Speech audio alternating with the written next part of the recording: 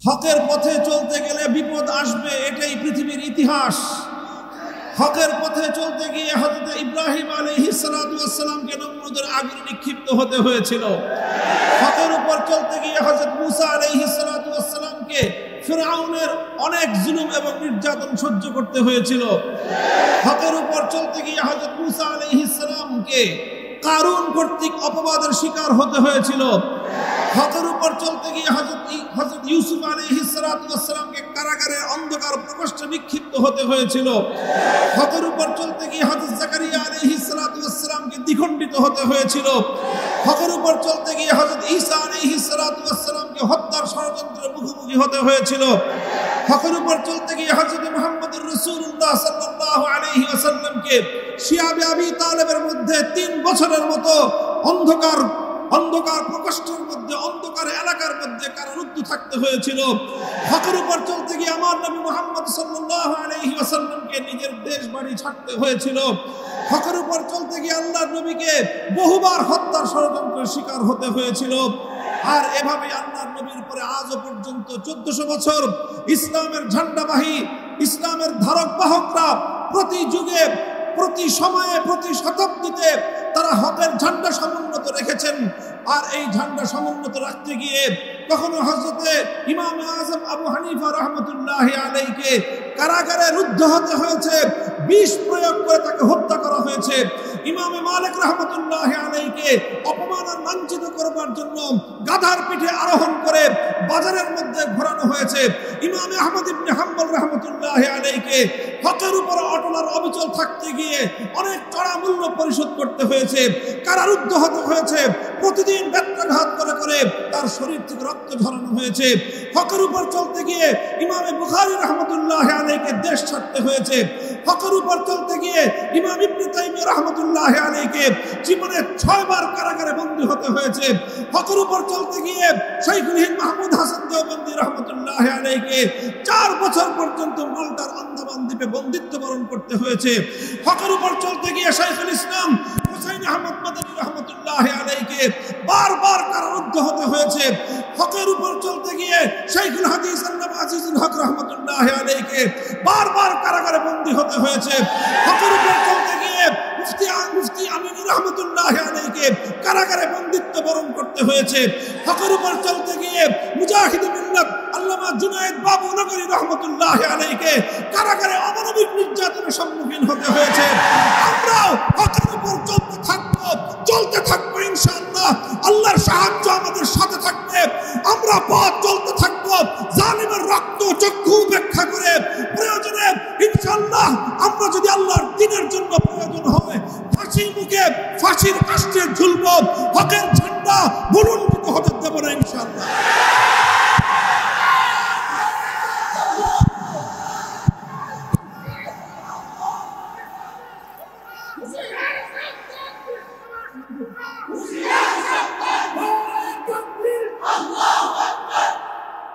ইনশাআল্লাহ। ইতিহাস বলে হকের জন্য, সত্যের জন্য যে জীবন যায় সেই জীবনের দাম বেড়ে যায়। সত্যের জন্য যে রক্ত যায় সে রক্তের মূল্য বৃদ্ধি পায়। সত্যের জন্য যে ঘাম ঝরে সে ঘাম অন্য সকল ঘামের চেয়ে বেশি মূল্যবান হয়। সত্যের জন্য তোমার সন্তান যদি যায়, জীবন্ত সন্তানের চেয়ে তোমার শহীদ সন্তান তোমার জন্য বেশি উপকারী সাব্যস্ত হবে। বারবার কথা প্রমাণিত হয়েছে। ইতিহাসের পাতায় পাতায় তার অসংখ্য দৃষ্টান্ত সোনার অক্ষরে লিপিবদ্ধ আছে। হে আমার বাংলাদেশের তাওহীদি জনতা, তোমাদেরকেও আজ আমি শপথ নেওয়ার আহ্বান জানাচ্ছি। তোমরা তোমাদের ভাই মামুনুল হককে দেখে অনুপ্রেরণা অর্জন করো। আমরা খুব বেশি কিছু করতে পারিনি, অনেক বড় ত্যাগের কোরবানির নজরানা পেশ করতে পারিনি। আমাদের ঈমান দুর্বল, আমাদের আমল স্বল্প, আমাদের সাহস দুর্বল। কিন্তু আমরা শুধুমাত্র আমাদের পূর্বসূরীদের, আমাদের আসলাফদের একটি দৃষ্টান্তকে অনুসরণ করার চেষ্টা করেছি। আফজালুল জিহাদি কালিমাতু হাক্কিন ইনদা সুলতানিন জায়ের। জালিম বাদশার সামনে সত্য কথা উচ্চারণ করতে হবে। আমরা বলেছিলাম ভাস্কর্য ইসলাম সমর্থন করে না। মূর্তি ইসলাম সমর্থন করে না।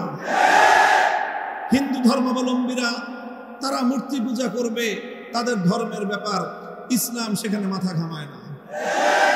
হিন্দুদের ঘরে, হিন্দু ধর্মাবলম্বীদের উপাসনালয় মন্দিরে মূর্তি একটা না হাজারটা থাকুক, আমরা সেটা পাহারা দেব।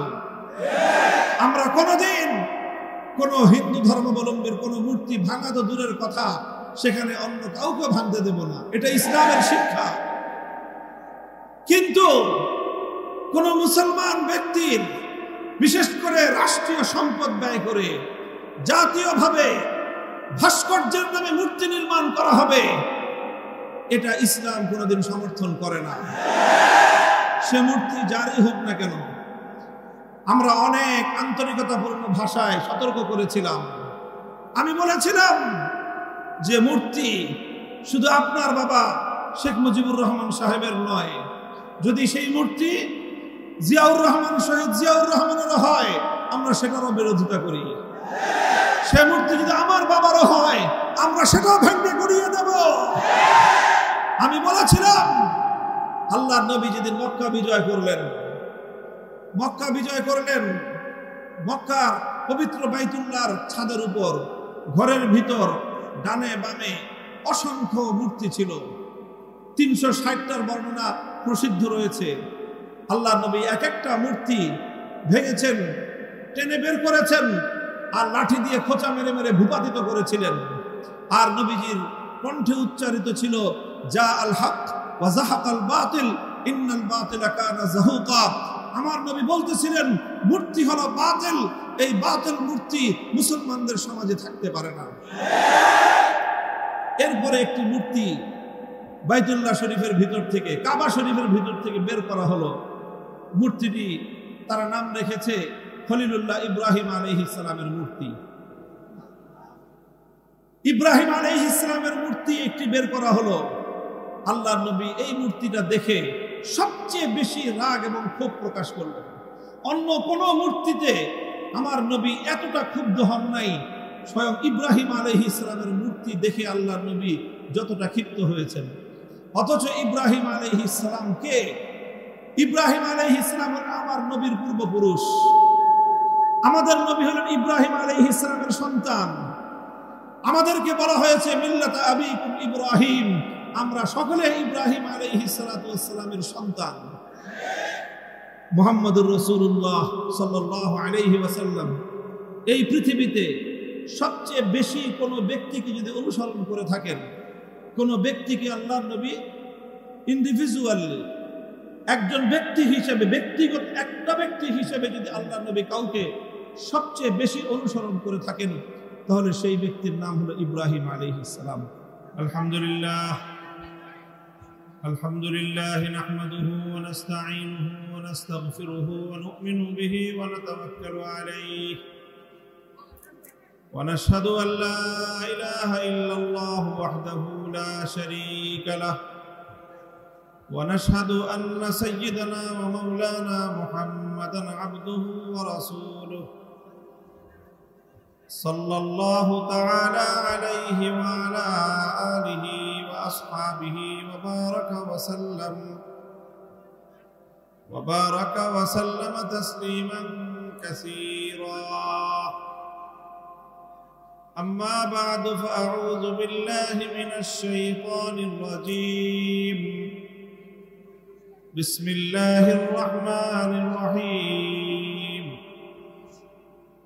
وسكنتم في مساكن الذين ظلموا أنفسهم وتبين لكم كيف فعلنا بهم وضربنا لكم الأمثال وقد مكروا مكرهم والله مكرهم وإن كان مكرهم لتزول منه الجبال فلا تحسبن الله مخلف وعده رسله إن الله عزيز ذو انتقام. وقال رسول الله صلى الله عليه وسلم اتق دعوة المظلوم فإنه ليس بينه وبين الله حجاب بارك الله لنا ولكم في القرآن العظيم ونفعنا وإياكم بالآيات والذكر الحكيم أستغفر الله لي ولكم ولسائر المسلمين فاستغفروه إنه هو الغفور الرحيم محترم حضرات علماء کرام সম্মানিত মুরব্বী সাহেবান সমবেত ইসলাম প্রিয় আল্লাহ প্রেমিক নবী প্রেমিক দেশ দরদী মুসলমান ভাই ও বন্ধুগণ বাংলাদেশের 3টি জেলার একটি মোহনা এই অঞ্চল একদিকে এটি মানিকগঞ্জ জেলার একটা প্রান্তে অবস্থিত একটি প্রান্তিক অঞ্চল দুর্গম অঞ্চল পাশাপাশি কাছাকাছি জায়গায় সিরাজগঞ্জ জেলার কিছু অংশ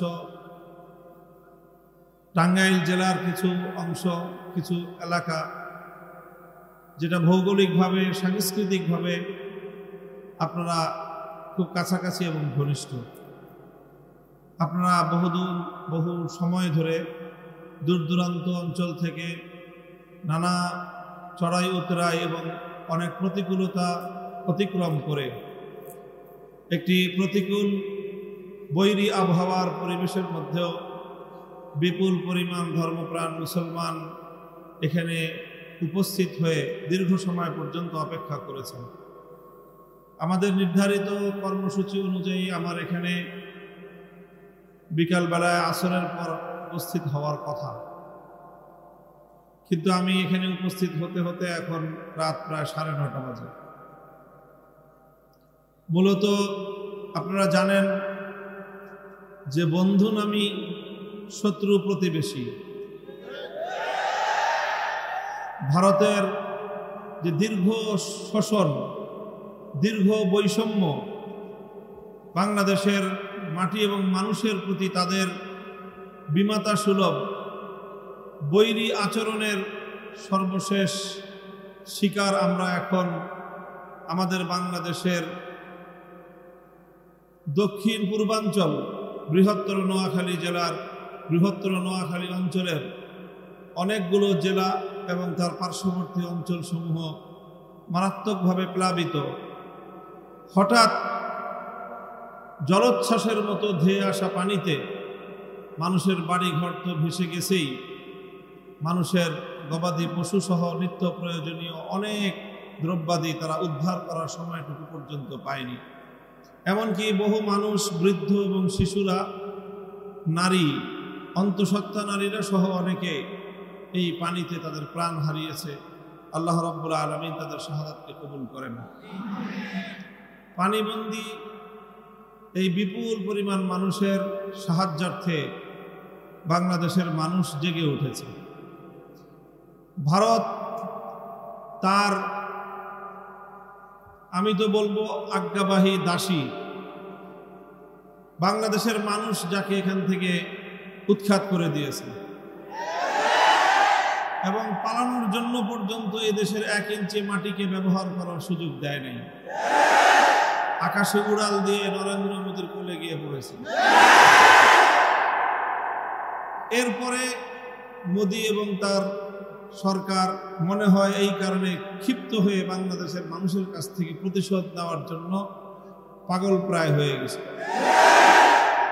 একতরফাভাবে কোনো ধরনের আগাম সতর্কীকরণ ছাড়াই তারা নদীগুলোর মুখের বাঁধ খুলে দিয়ে বাংলাদেশের মানুষকে পানিতে ডুবিয়ে মারার চক্রান্ত করেছিল মনে করেছিল এতে বাংলাদেশের মানুষ এদেশের মুসলমান এবং এদেশের অন্যান্য ধর্মাবলম্বী মানুষের মধ্যে বিভেদ তৈরি হবে এবং মানুষ চুপসে যাবে কিন্তু ঘটনা ঘটেছে উল্টো তারা দেশের মানুষকে দাবায় রাখতে চেয়েছিল এখন গোটা বাংলাদেশের মানুষ ঐক্যবদ্ধভাবে আরো বেশি জেগে উঠেছে সারা দেশের মানুষ বিত্তশালীরাই শুধু না বড় লোকরাই শুধু না দরিদ্র সাধারণ মানুষ নিম্নবিত্ত মধ্যবিত্তের মানুষেরাও আজকে পানিবন্দী মানুষের জন্য তাদের সাহায্যের হাত বাড়িয়ে দিয়েছে। সারা দেশ আজকে একটি বিষয় ঐক্যমত যে আমাদের বানভাসী মানুষদের পাশে আমাদেরকে দাঁড়াতে হবে। অভূতপূর্ব সাড়া জাগিয়েছে এবং সবচেয়ে বড় বিষয় হলো এই প্রাকৃতিক দুর্যোগের সময় দুর্যোগ কবলিত মানুষের পাশে সকল শ্রেণী পেশার মানুষেরাই দাঁড়িয়েছে, আর তাতে উল্লেখযোগ্য পরিমাণ চোখে পড়ার মতো অংশগ্রহণ ইসলামপন্থী আলেম সমাজে। আলেম ওলামায়ে কেরাম বরাবরের মতোই মানুষের যে কোনো দুঃখ দুর্দশায় তারা সবার সবচেয়ে আগে এগিয়ে যায়। আগাবে না কেন? কারণ এটা না করলে তো আসলে সত্যিকার একজন আলেম হওয়া যায় না। আমরা যেই নবীর ওয়ারিস, আমরা যেই নবীর উত্তরাধিকারী, আমাদের সেই নবীর সম্পর্কে তার জীবনের সবচেয়ে বড় মূল্যায়নকারী, নবীজিকে যিনি সবচেয়ে ঘনিষ্ঠভাবে সবচেয়ে দীর্ঘ সময় দেখেছেন, তিনি হলেন নবীজির সহধর্মিণী, জীবন সঙ্গিনী, 25 বছরের অর্ধাঙ্গিনী উম্মুল মুমিনিন হযরত খাদিজাতুল কুবরা রাদিয়াল্লাহু তাআলা আনহা, নবীজির স্ত্রী। তিনি আল্লাহর নবীর নবুয়ত প্রাপ্তির সময়ে আল্লাহর নবী সম্পর্কে, তার ক্যারেক্টার সম্পর্কে, তার চারিত্রিক বৈশিষ্ট্য সম্পর্কে কয়েকটি মন্তব্য করেছিলেন। বুখারী শরীফ সহ সমস্ত হাদিসের কিতাবগুলোর পাতায় স্বর্ণাক্ষরে আজও সেই কথাগুলি লিপিবদ্ধ রয়েছে। তিনি বলেছিলেন, ইন্নাকা লা তাসিলুর রাহিম ওয়া তাকসিবুল মা'দুম ওয়া তাহমিলুল কাল ওয়া তুঈনু আলা নাওয়াইবিল হাক্কি ওয়াল্লাহ লা ইউখজিকা আল্লাহু আবাদা। হযরত খাদিজা রাদিয়াল্লাহু তাআলা আনহা বলেছিলেন, আল্লাহ আপনাকে অপদস্থ করবেন না। এমনটা হতেই পারে না যে আল্লাহ আপনাকে নবুয়তের এই মহান দায়িত্ব প্রদান করবেন, আর এই দায়িত্ব পালনে আল্লাহ আপনাকে সহযোগিতা করবেন না। এটা হতেই পারে না। কেন করবেন আল্লাহ পাক? অথচ আপনার মধ্যে যেই গুণাবলী রয়েছে সেই গুণাবলী তো আল্লাহর অত্যন্ত পছন্দনীয়। আপনি আত্মীয়তার বন্ধনকে রক্ষা করেন, ওয়া তাকসিবুল মা'দুম, আপনি উপার্জন করেন, যা উপার্জন করেন সেটা শুধুমাত্র নিজের আর নিজের পরিবারের জন্যই উপার্জন করেন না, বরং আপনার উপার্জনের অন্যতম একটা লক্ষ্য এবং উদ্দেশ্য থাকে নিঃস্ব এবং অসহায় মানুষদের সেবা করা। খুব বড় কথা। আমরা সাধারণত উপার্জন করি কেন? নিজে খেয়ে পরে বাঁচবো, আর যারা এর চেয়ে বেশি ভালো তারা চিন্তা করে যে আমি খাবো, আমি ভালো থাকবো, আমার পরে আমার সন্তানরা ভালো থাকবে। এই জন্য আমরা উপার্জন করি, এই জন্য আমরা চাকরি বাকরি করি, ব্যবসা বাণিজ্য করি, ক্ষেত খামার করি। কেন? যে সম্পদ হবে, এই সম্পদ আমি ভোগ করব, আর আমার পরে আমার সন্তানরা ভোগ করবে, আমার ওয়ারিসরা ভোগ করবে।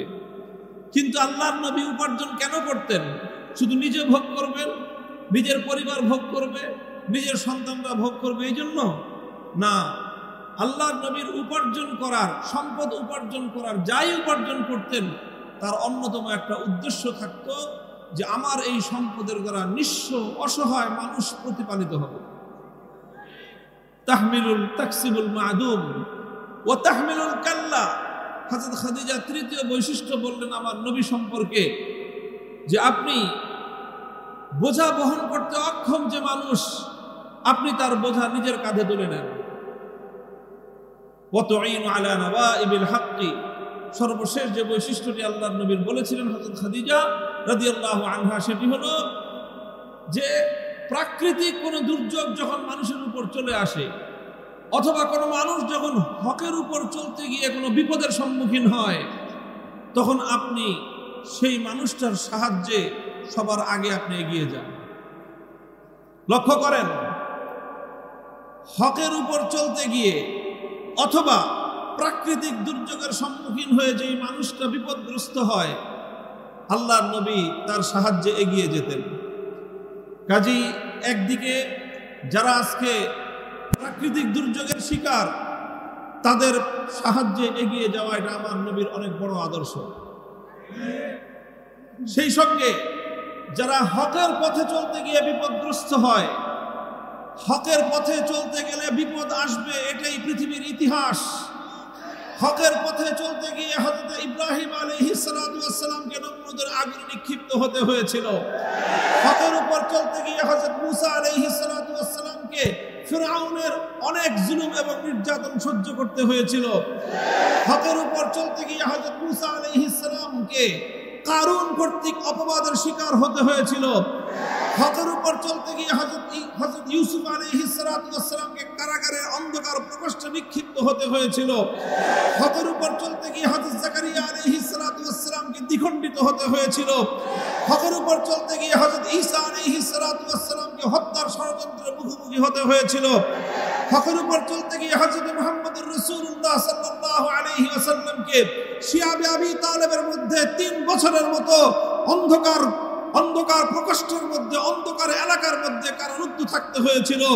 হকের উপর চলতে গিয়ে আমার নবী মুহাম্মদ সাল্লাল্লাহু আলাইহি ওয়াসাল্লামকে নিজের দেশ বাড়ি ছাড়তে হয়েছিল। হকের উপর চলতে গিয়ে আল্লাহর নবীকে বহুবার হত্যার ষড়যন্ত্রের শিকার হতে হয়েছিল। আর এভাবে আল্লাহর নবীর উপরে আজও পর্যন্ত 1400 বছর ইসলামের ঝান্ডাবাহী, ইসলামের ধারক বাহকরা প্রতি যুগে, প্রতি সময়ে, প্রতি শতাব্দীতে তারা হকের ঝান্ডা সমুন্নত রেখেছেন। আর এই ঝান্ডা সমুন্নত রাখতে গিয়ে কখনো হযরতে ইমাম আযম আবু হানিফা রাহমাতুল্লাহি আলাইহিকে কারাগারে রুদ্ধ হতে হয়েছে, বিষ প্রয়োগ করে তাকে হত্যা করা হয়েছে। ইমাম মালিক রাহমাতুল্লাহি আলাইহিকে অপমান আর লাঞ্ছিত করবার জন্য গাধার পিঠে আরোহণ করে বাজারের মধ্যে ঘোরানো হয়েছে। ইমাম আহমদ ইবনে হাম্বল রাহমাতুল্লাহি আলাইহিকে হকের উপর অটল আর অবিচল থাকতে গিয়ে অনেক চড়া মূল্য পরিশোধ করতে হয়েছে, কারারুদ্ধ হতে হয়েছে, প্রতিদিন ব্যত্রাঘাত করে করে তার শরীর থেকে রক্ত ঝরানো হয়েছে। হকের উপর চলতে গিয়ে ইমাম বুখারী রাহমাতুল্লাহি আলাইহিকে দেশ ছাড়তে হয়েছে। হকের উপর চলতে গিয়ে ইমাম ইবনে তাইমিয়া রাহমাতুল্লাহি আলাইহিকে জীবনে 6 বার কারাগারে বন্দী হতে হয়েছে। হকের উপর চলতে গিয়ে শাইখুল হিন্দ মাহমুদ হাসান দেওবন্দি রাহমাতুল্লাহি আলাইহিকে 4 বছর পর্যন্ত মাল্টার আন্দামান দ্বীপে বন্দিত্ব বরণ করতে হয়েছে। হকের উপর চলতে গিয়ে শাইখুল ইসলাম হুসাইন আহমদ মাদানী রাহমাতুল্লাহি আলাইহিকে বারবার কারারুদ্ধ হতে হয়েছে। হকের উপর চলতে গিয়ে শাইখুল হাদিস আল্লামা আজিজুল হক রাহমাতুল্লাহি আলাইহিকে বারবার কারাগারে বন্দী হতে হয়েছে। হকের উপর চলতে গিয়ে মুফতি আমিন রাহমাতুল্লাহি আলাইহিকে কারাগারে বন্দিত্ব বরণ করতে হয়েছে। হকের উপর চলতে গিয়ে মুজাহিদ মিল্লাত আল্লামা জুনায়েদ বাবু নগরী রাহমাতুল্লাহি আলাইহিকে কারাগারে অমানবিক নির্যাতনের সম্মুখীন হতে হয়েছে। আমরাও হকের উপর চলতে থাকবো ইনশাআল্লাহ। আল্লাহর সাহায্য আমাদের সাথে থাকবে। আমরা পথ চলতে থাকবো জালিমের রক্ত চক্ষু উপেক্ষা করে। প্রয়োজনে ইনশাআল্লাহ আমরা যদি আল্লাহর দ্বীনের জন্য প্রয়োজন হয় ফাঁসির মুখে, ফাঁসির কাষ্ঠে ঝুলবো, হকের ঝান্ডা বুলন্দিত হতে দেব না ইনশাআল্লাহ।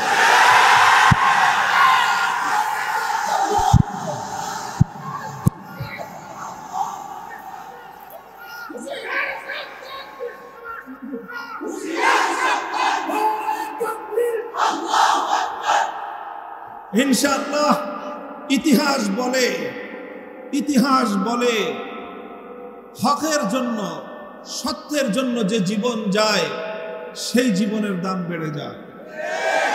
সত্যের জন্য যে রক্ত যায় সে রক্তের মূল্য বৃদ্ধি পায়। সত্যের জন্য যে ঘাম ঝরে সে ঘাম অন্য সকল ঘামের চেয়ে বেশি মূল্যবান হয়।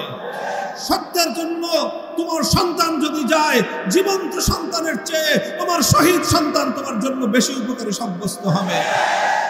বারবার কথা প্রমাণিত হয়েছে। ইতিহাসের পাতায় পাতায় তার অসংখ্য দৃষ্টান্ত সোনার অক্ষরে লিপিবদ্ধ আছে। হে আমার বাংলাদেশের তাওহীদি জনতা, তোমাদেরকে আজ আমি শপথ নেওয়ার আহ্বান জানাচ্ছি। তোমরা তোমাদের ভাই মামুনুল হককে দেখে অনুপ্রেরণা অর্জন করো। আমরা খুব বেশি কিছু করতে পারিনি, অনেক বড় ত্যাগের কোরবানির নজরানা পেশ করতে পারিনি। আমাদের ঈমান দুর্বল, আমাদের আমল স্বল্প, আমাদের সাহস দুর্বল, কিন্তু আমরা শুধুমাত্র আমাদের পূর্বসূরীদের, আমাদের আসলাফদের একটি দৃষ্টান্তকে অনুসরণ করার চেষ্টা করেছি। আফজালুল জিহাদি কালিমাতু হাক্কিন ইনদা সুলতানিন জায়ের। জালিম বাদশার সামনে সত্য কথা উচ্চারণ করতে হবে। আমরা বলেছিলাম ভাস্কর্য ইসলাম সমর্থন করে না, মূর্তি ইসলাম সমর্থন করে না। হিন্দু ধর্মাবলম্বীরা তারা মূর্তি পূজা করবে, তাদের ধর্মের ব্যাপার, ইসলাম সেখানে মাথা ঘামায় না। হিন্দুদের ঘরে, হিন্দু ধর্মাবলম্বীদের উপাসনালয় মন্দিরে মূর্তি একটা না হাজারটা থাকুক, আমরা সেটা পাহারা দেব। আমরা কোনোদিন কোন হিন্দু ধর্মাবলম্বীর কোন মূর্তি ভাঙা তো দূরের কথা, সেখানে অন্য কাউকে ভাঙতে দেব না, এটা ইসলামের শিক্ষা। কিন্তু কোন মুসলমান ব্যক্তির বিশেষ করে রাষ্ট্রীয় সম্পদ ব্যয় করে জাতীয়ভাবে ভাস্কর্যের নামে মূর্তি নির্মাণ করা হবে, এটা ইসলাম কোনোদিন সমর্থন করে না। সে মূর্তি যারই হোক না কেন। আমরা অনেক আন্তরিকতাপূর্ণ ভাষায় সতর্ক করেছিলাম।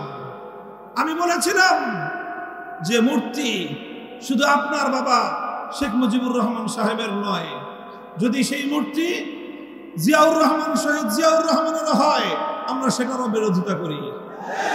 সে মূর্তি যদি আমার বাবারও হয়, আমরা সেটাও ভেঙে গুড়িয়ে দেব।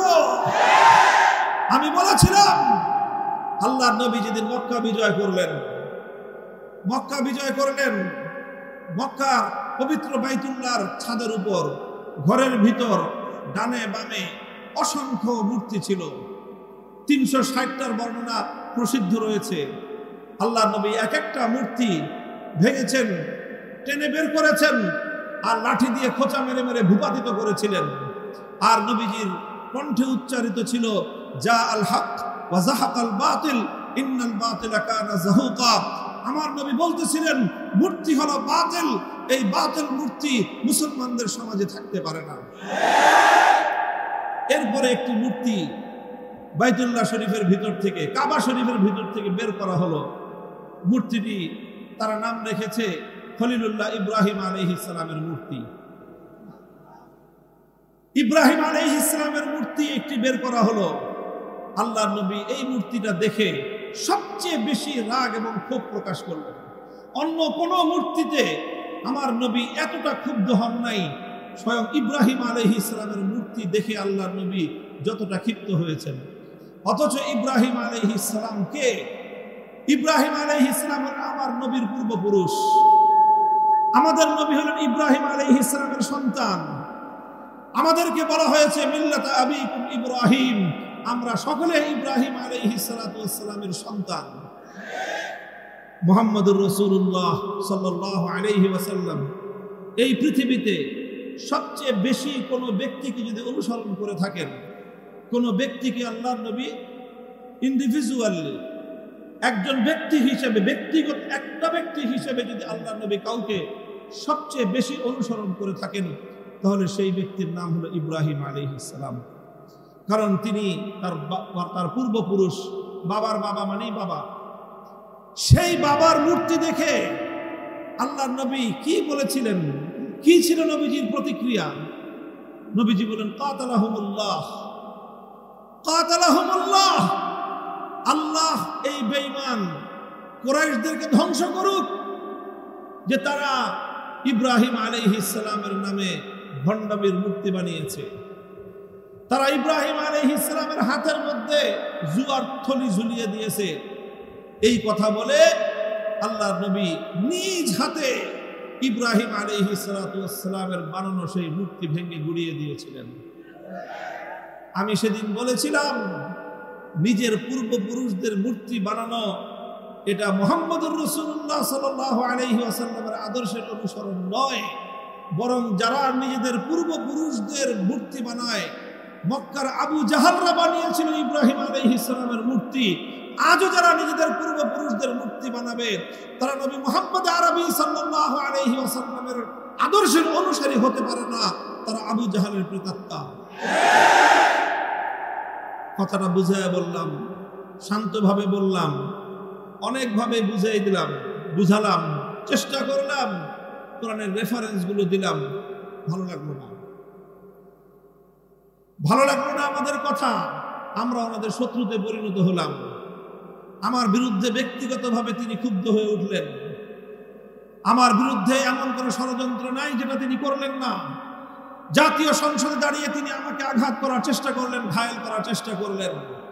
একদিন দুদিন নয়, বন্দি করে 3 বছর আমার সকল সঙ্গী সাথী প্রায় 1200 সঙ্গী সহ আমরা কারারুদ্ধ হলাম। 40 দিন পুলিশের রিমান্ডে থেকেছি এক চিল্লা। আমার 1200 সঙ্গী সাথী সব রিলিজ, আমাকে ছাড়ে না। নির্বাচন করলেন, তাও ছাড়ে না। নির্বাচন করে যখন ক্ষমতা পাকাপোক্ত হলো, মনে করলো যে এখন আর কোনো ভয় নাই, তারপরে আমাকে ছাড়লেন। তো মনে করেছিলেন কোনো ভয় নাই। দেশের মানুষও মনে করছিল যেইভাবে সাজায়া বসছে এটাকে আর নামানো সম্ভব না। মা জানানতুম আন ইয়াখরুজু ওয়া যান্নু আন্নাহুম মানি'আতুহুম হুসুনুহুম মিনাল্লাহ ফাআতাহুমুল্লাহু মিন হাইসু লাম ইয়াহতাসিবু।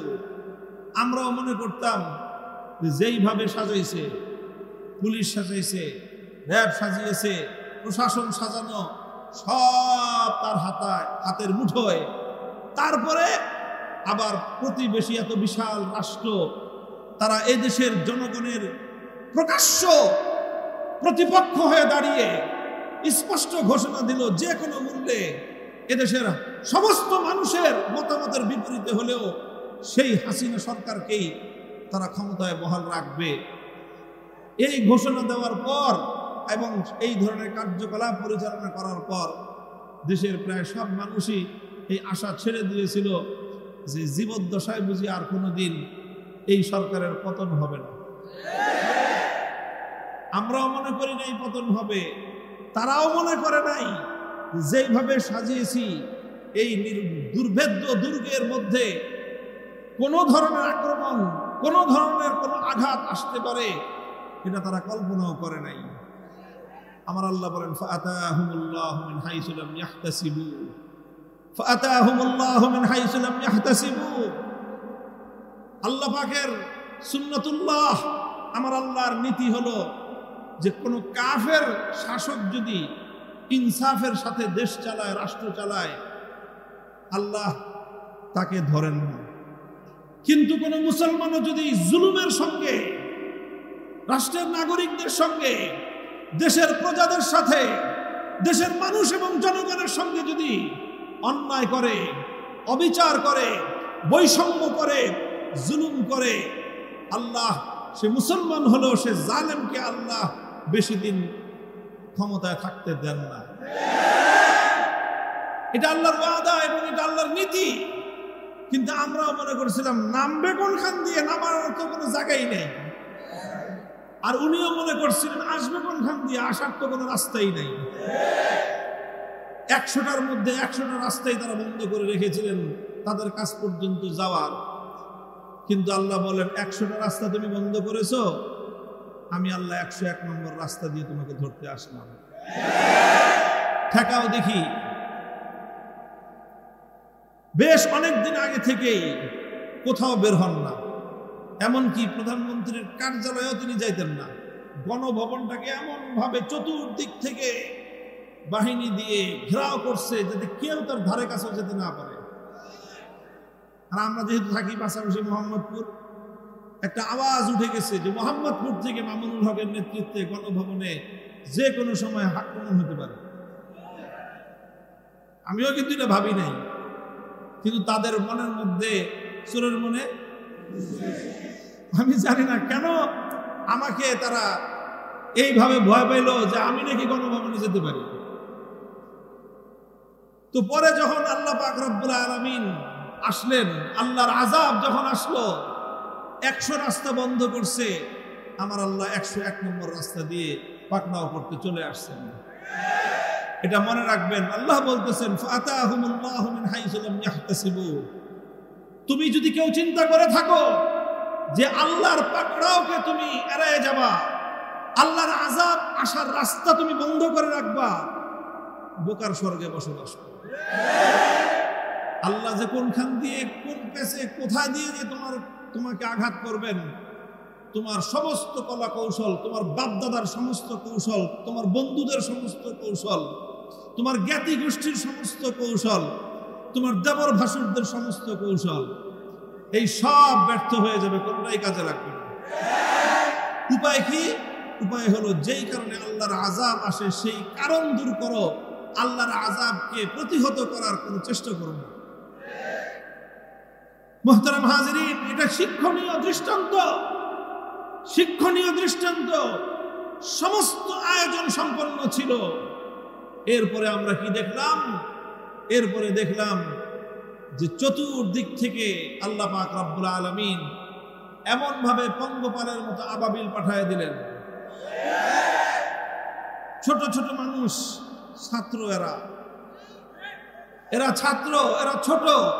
কেউ স্কুলে পড়ে, কেউ মাদ্রাসায় পড়ে, কেউ ইবতেদায়ী মাদ্রাসায়, কেউ প্রাইমারি স্কুলে, কেউ হাই স্কুলে পড়ে, কেউ মাদ্রাসায় পড়ে, কেউ কলেজে পড়ে, কেউ আলিয়া মাদ্রাসায় পড়ে, কেউ ভার্সিটিতে পড়ে, কেউ কওমি মাদ্রাসায় পড়ে। এইভাবে ছাত্র জনতা যখন নামলো, ছাত্র জনতাকে রোধ করার জন্য, তাদেরকে প্রতিহত করার জন্য তারা কি করলেন? তারা হেলমেট বাহিনীকে হাতে পিস্তল দিয়ে নামায় দিলেন। এইভাবে নির্মমভাবে গুলি করে করে এক একটা সন্তানকে হত্যা করলো। মানুষ প্রত্যক্ষ করলো। যেই টাকা দিয়ে জনগণ রাষ্ট্রের নিরাপত্তা রক্ষা করার জন্য ট্যাক্স দিছে, কর দিছে, সেটা দিয়ে হেলিকপ্টার কিনছে। যে হেলিকপ্টার দিয়ে কি করবে? কোথাও আগুন লাগলে সেখানে পানি দিয়ে আগুন নেভাবে। হেলিকপ্টার দিয়ে কি করবে? কোথাও মানুষ আটকা পড়লে দুর্যোগগ্রস্ত সেই মানুষকে সেখান থেকে উদ্ধার করবে। হেলিকপ্টার দিয়ে কি করবে? দেশের মানুষের উপর বাহিরে থেকে কোনো আক্রমণ আসবে, সেই আক্রমণ প্রতিহত করা হবে। আর সেই হেলিকপ্টার দিয়ে ঢাকার রাস্তায় রাস্তায়, পাড়ায় পাড়ায়, মহল্লায় মহল্লায় টহল দিয়ে হেলিকপ্টার থেকে গুলি করে ঘরের মধ্যে বাবার কোলে আশ্রয় গ্রহণকারী 3 বছরের শিশুকে হত্যা করা হলো। ঘরের বারান্দায় দাঁড়িয়ে থাকা আমার বোন হত্যাকাণ্ডের শিকার হলো। ঘরের ছাদে, বাড়ির ছাদে পায়চারীরত ছেলে মেয়ে, নারী পুরুষ নির্বিশেষে তারা হত্যা হলো, নিহত হলো। শত শত মানুষ মেরে ফেলা হলো। একটা কথা আমরা ঢাকায় শুনতাম যে শেখ হাসিনার যদি প্রয়োজন হয় 1 লাখ মানুষ মারবে, তবুও সে গদি ছাড়বে। আপনারা শুনছেন এই কথাটা? এটাই ছিল মানুষের মনোভাব এবং এটাই ছিল তার মনোভাব। আমি কথাগুলি আলোচনা কেন করতেছি? আমি যে কোরআনের আয়াত পড়েছি, এরকম দৃষ্টান্ত শতাব্দীতে একবার ঘটে, 100 বছরে একবার ঘটে। কয়বার?